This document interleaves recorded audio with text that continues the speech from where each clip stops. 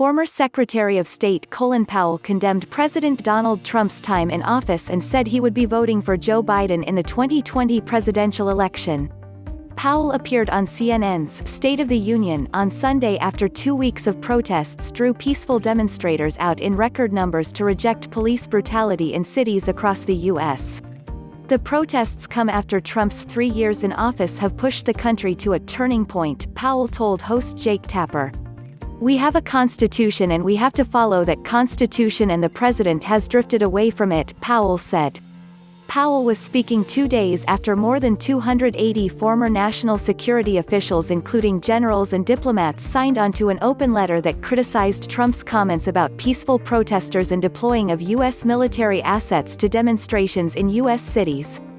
Misuse of the military for political purposes would weaken the fabric of our democracy, denigrate those who serve in uniform to protect and defend the Constitution, and undermine our nation's strength abroad, the letter read.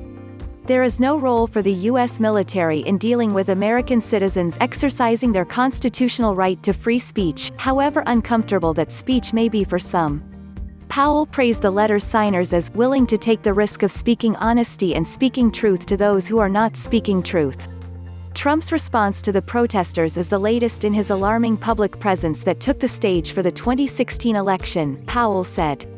"When I heard some of the things he was saying, it was clear I could not possibly vote for this individual," Powell told Tapper, pointing to Trump's persistent support for the birther conspiracy movement. Powell also said he was deeply troubled by the way Trump openly and often insulted people like former Arizona Senator John McCain, immigrants, and anybody who dared to speak against him.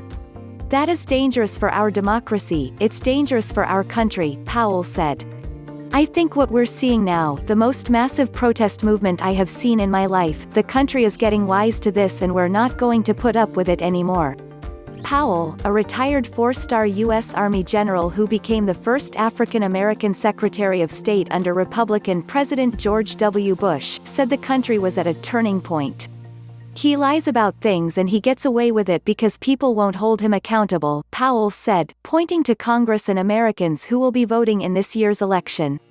"I certainly cannot, in any way, support President Trump this year," Powell said.